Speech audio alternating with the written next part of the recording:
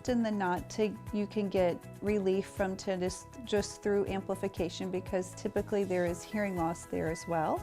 And just by stimulating the auditory system in the brain with the sounds that it's missing helps provide habituation or relief from the tinnitus.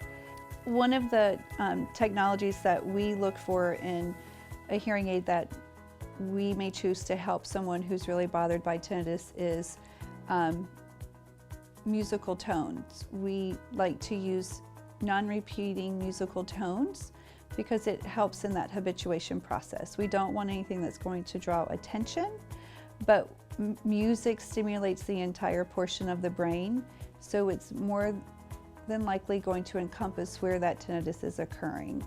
And over time, if your brain is being stimulated and it kind of really just relaxes and it's not generating that ringing or buzzing or hissing in response to the absence of sound, you end up having more times without the amplification where the tinnitus is not as bothersome.